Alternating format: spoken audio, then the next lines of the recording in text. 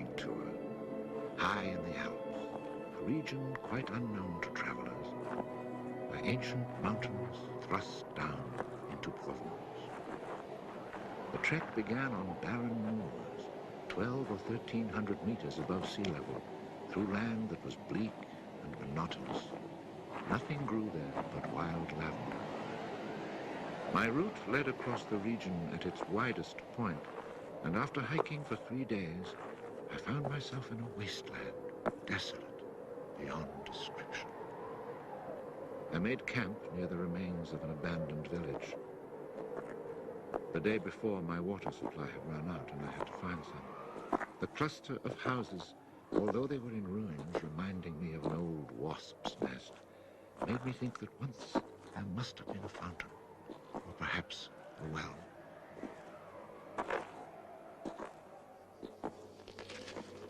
There was indeed a fountain, but it was dry. The roofless houses, eaten away by wind and rain, and the chapel, with its crumbling belfry, stood arranged like houses and churches in a living village. But here, life had vanished. It was a sunny, cloudless June day, but over these bare highlands blew a fierce, insufferable wind. Growling through the skeletons of the houses, it sounded like a wild beast disturbed while feeding on its prey. I had to move camp.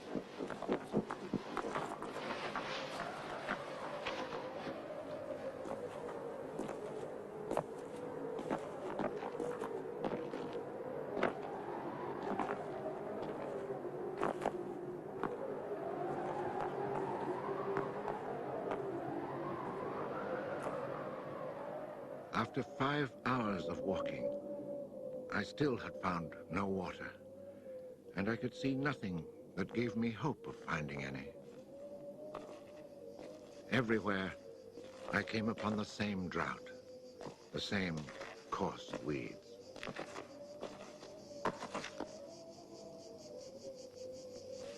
In the distance, something caught my eye.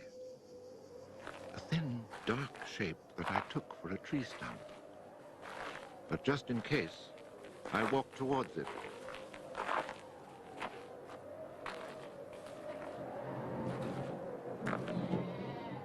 It was a shepherd, and beside him, resting on the burning ground, lay about 30 sheep.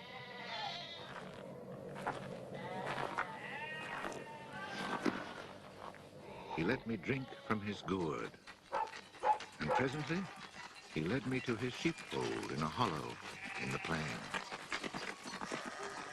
He drew water.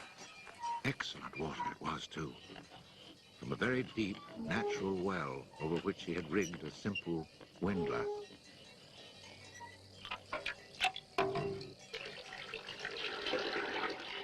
The man spoke very little, often the way with people who live alone, but he appeared sure of himself and confident in his assurance.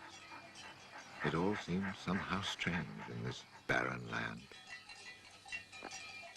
He lived not in a hut, but in a real house, a stone house, whose walls clearly showed how his own labor had repaired the ruin it had once been.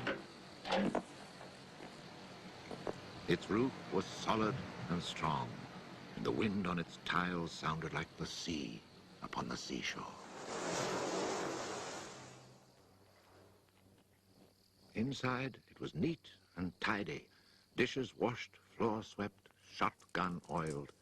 His soup simmered over the fire.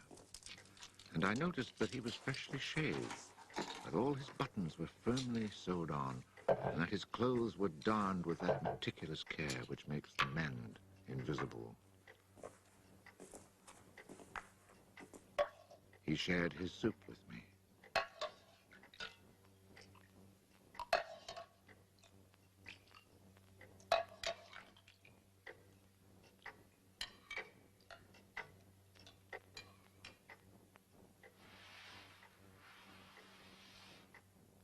When I offered him my tobacco pouch, he told me he did not smoke. The dog, silent like his master, was friendly without fawning.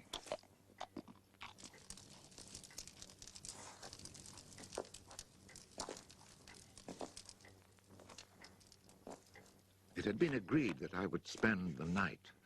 The nearest village was still almost 2 days' walk away. Villages in this region were few and far between, and I knew well what they were like. 4 or 5 of them were scattered over the slopes of these highlands, each one at the very end of a cart track among copses of white oaks. They were inhabited by charcoal burners. The living was poor, and families huddled together in a climate very harsh both in summer and winter found their struggle for survival made more bitter by their isolation. There was no relief. Their constant longing to escape became a crazy ambition.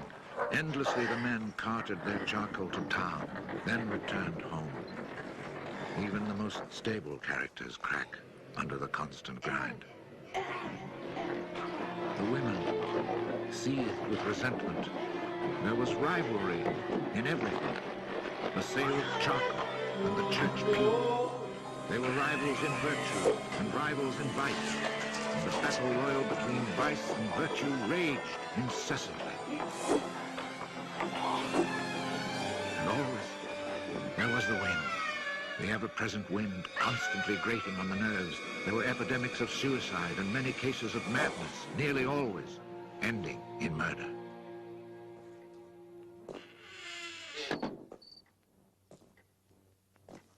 The shepherd, who did not smoke, went to fetch a little sack, and onto the table he emptied a pile of acorns.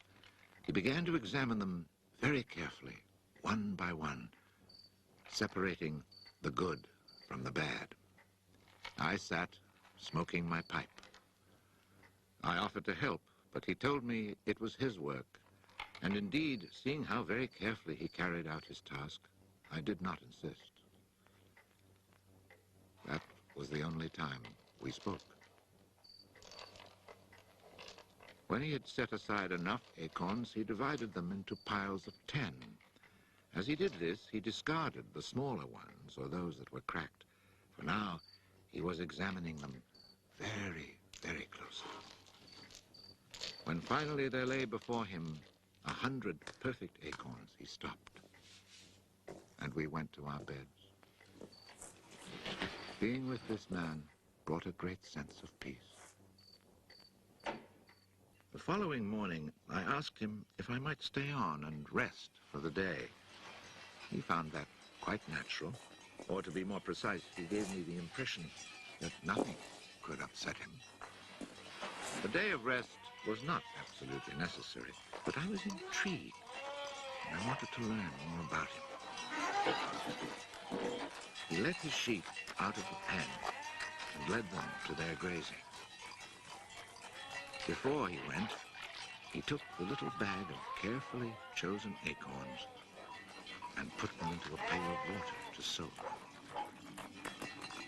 I noticed that for a walking staff, he carried an iron rod as thick as my thumb and about as high as my shoulder.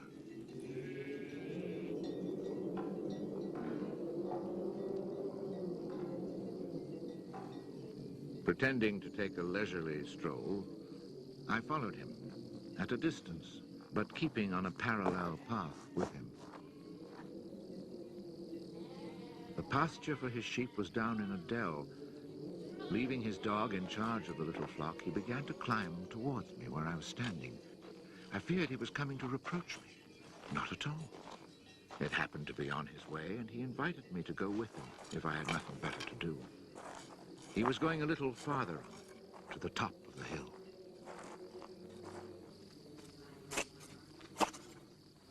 When we reached his destination, he began to drive his iron staff into the ground. He made a hole, dropped in an acorn, and filled in the hole.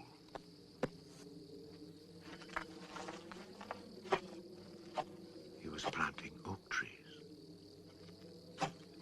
I asked him if he owned the land. He said no, Did he know who owned it? He did not.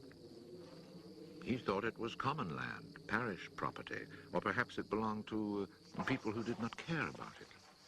That did not concern him. So with infinite care, he planted his 100 acorns. After the midday meal, he began to sort out more of his acorns. I suppose I must have been quite insistent with my questions, because he answered me. For 3 years, he had been planting trees in that desolate country. He had planted 100,000. Of the 100,000, 20,000 had come up. Of these, he still expected to lose half, either to rodents or to any of the unpredictable things which only Providence can account for. That left 10,000 oaks to grow on this tract of land where before there was nothing. It was then that I wondered about the man's age. He was clearly more than 50. 55, he told me. His name was Elzéar Bouffier. He had owned a farm down in the lowlands. It had been his life. He had lost his only son, and then his wife, and had withdrawn into this solitude where he was content to live quietly with his lambs and his dog. It was his opinion that the land was dying for lack of trees. He added that having nothing very important to do himself, he had resolved to remedy this state of affairs. I was young and only thought of the future as it affected me and my search for happiness. So I told him that in 30 years, those 10,000 oaks would be magnificent. He answered quite simply that if God granted him life, in 30 years he would have planted so many more that these 10,000 would be like a drop of water in the sea. Already he was studying the growth of beech trees and had a nursery full of seedlings grown from beech nuts. They're quite beautiful. He was also thinking of birches for the dales, where he told me there was moisture just below the surface of the soil. The next day, we parted. The following year came the First World War, in which I was engaged for 5 years. An infantryman was hardly likely to have trees on his mind.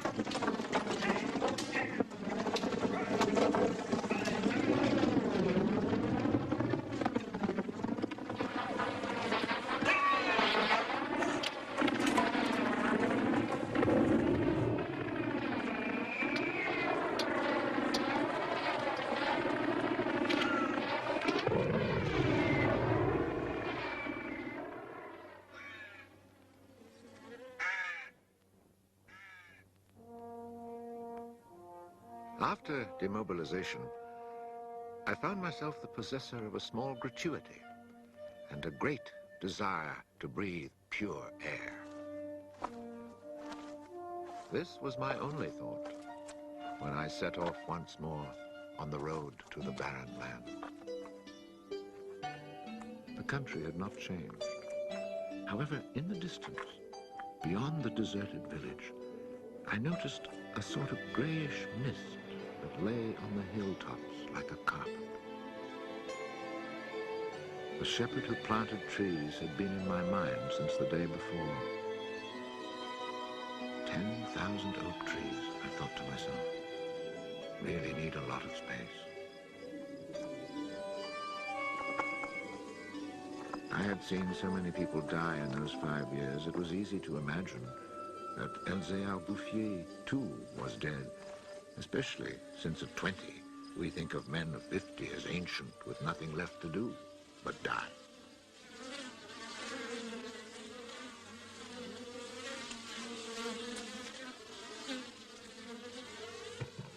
He was not dead. He had changed his occupation. He had only 4 sheep left, but now He had over 100 hives of bees. He had given up sheep because they threatened his young trees. The war had not disturbed him, and he had calmly continued his planting. The oaks of 1910 were now 10 years old and taller than either of us. It was such an impressive sight, I was struck dumb. And as he never said a word, we spent the whole day in silence, walking through his forest. It was in 3 sections and measured 11 kilometers long and 3 kilometers at its widest. When I reminded myself that all this was the work of the hand and soul of one man with no mechanical help, it seemed to me that men could be as effective as God in tasks other than destruction. He had followed his dream, and beech trees as high as my shoulder, stretching as far as the eye could see, were witness to it. The oaks were strong and past being at the mercy of rodents. As for Providence, she would have needed a cyclone to destroy this creation of man. He showed me handsome groves of 5-year-old birches planted in 1915, the year I was fighting at the Battle of Verdun. He had set them out in all the hollows where he guessed, and rightly, there was moisture near the surface. They were like young children, tender yet firm and confident. And creation, it seemed, had just followed in a natural sequence. He hadn't worried about it. Resolutely, he had gone about his simple task.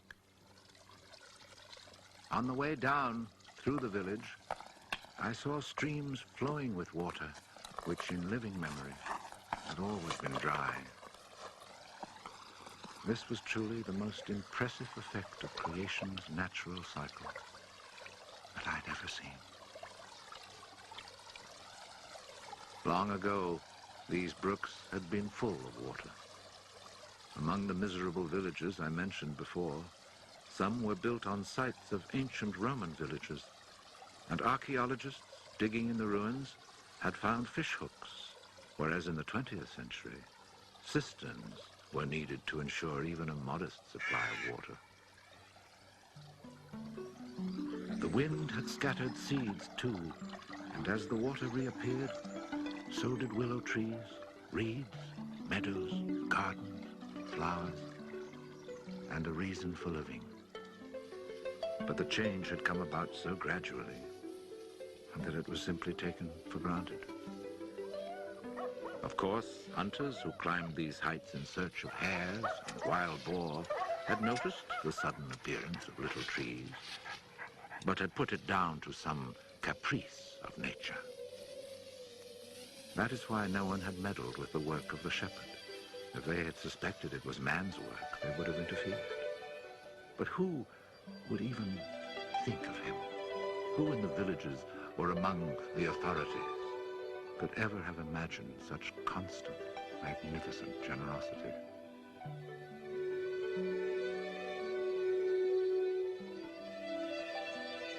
Each year from 1920 on, I paid a visit to Elzéar Bouffier. I never saw him lose heart, nor was he ever deterred. And often, God knows, it must have seemed that heaven itself was against him. I never tried to imagine his frustrations, but to achieve such an end, he must have had to overcome many obstacles. For such passion to succeed, he must surely have fought and conquered despair. We must remember that this exceptional man had worked in utter solitude.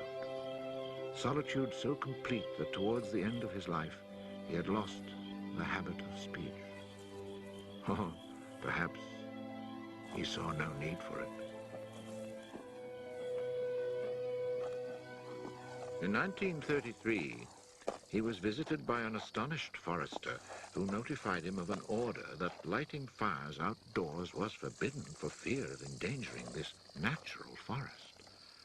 It was the first time, the forester told him naively, that he had ever seen a forest grow of its own accord. In 1935, a whole delegation from the authorities arrived to look at the natural forest. There was a high-ranking official from the Forestry Department, an elected member of Parliament, technical experts. And there was a great deal of talk. It was decided that something must be done. Fortunately, nobody did anything except for the one good thing. The forest was placed under government protection and charcoal burning was prohibited. For it was really quite impossible not to be enchanted by the beauty of these young, healthy trees. And they had even managed to cast their spell over the Member of Parliament.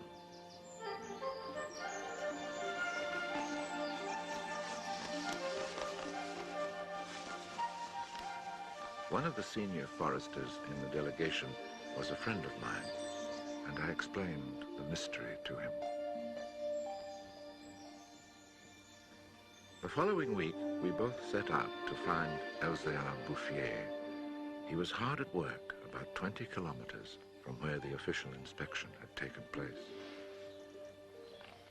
I was right about my friend the forester. He was able to appreciate all he saw. I offered the eggs I had brought as a present.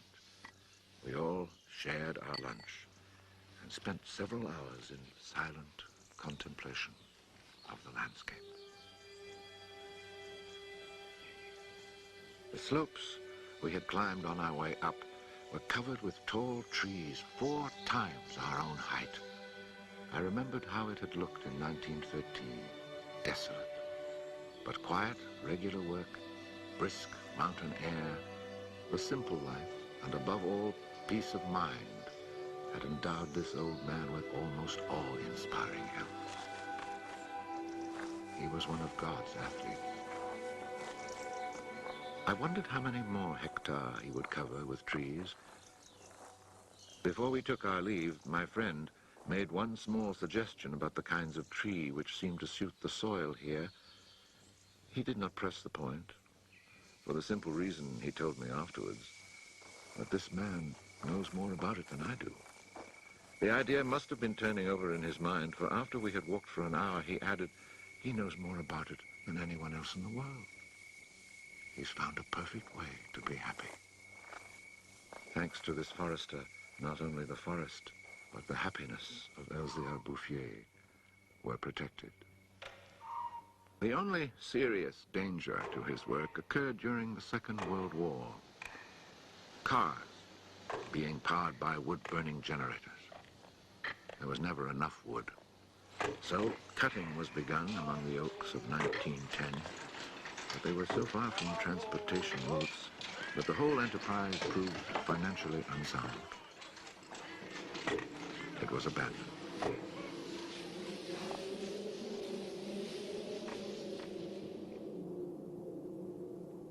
The shepherd knew nothing of all this.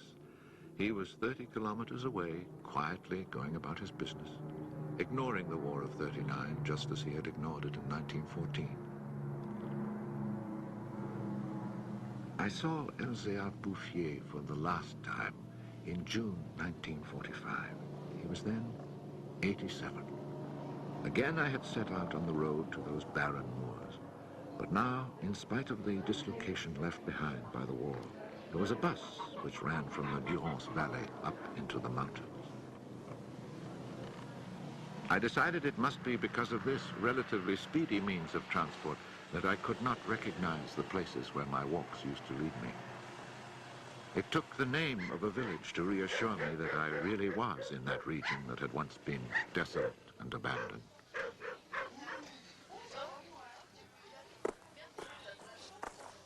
The bus dropped me at Vergon.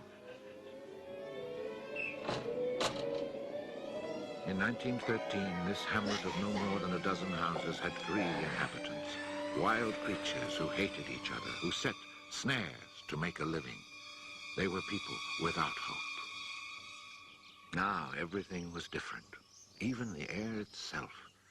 Instead of the harsh, dry winds of the past, there was a gentle breeze full of fragrance.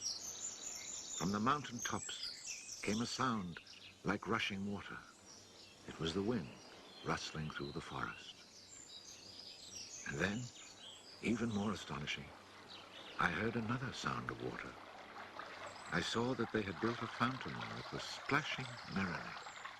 And beside it, what I found most touching, someone had planted a linden tree, a perfect symbol of rebirth.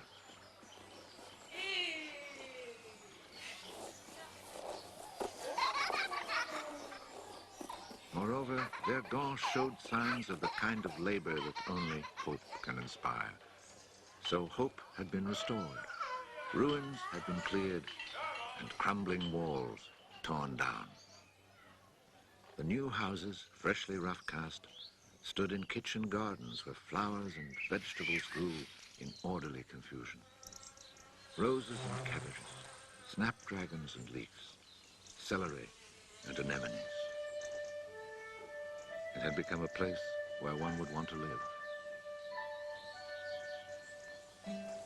From this point, I continued on foot. The war had not been over long enough for life to reach full bloom, but Lazarus had emerged from the tomb. On the lower slopes of the mountain, I could see small fields of young barley and rye, and down in the narrow valleys, the meadows were green.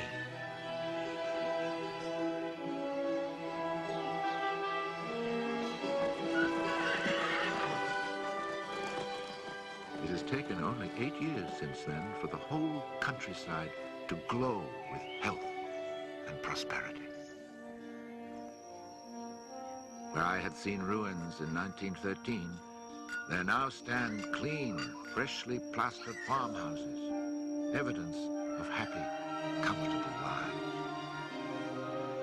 Dry springs fed by snows and rains, now conserved by the forest, have begun to flow again. In the maple groves, each farm has its fountain brimming over onto carpets of fresh mint. Bit by bit, the villages have been rebuilt.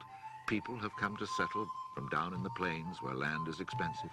They have brought youth, life, and the spirit of adventure. On the roads, one meets people glowing with health, and boys and girls laughing as they enjoy their rustic pleasures.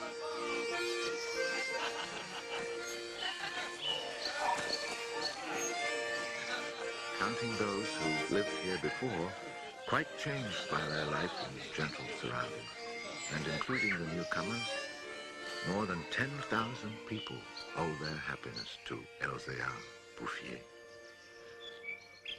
When I think that one man, one body, and one spirit was enough to turn a desert into the land of Canaan, I find after all that a man's destiny can be truly wonderful. But when I consider the passionate determination, the unfailing generosity of spirit it took to achieve this end, I'm filled with admiration for this old, unlearned peasant who was able to complete a task worthy of God. Elzéar Bouffier died peacefully in Banon in 1947.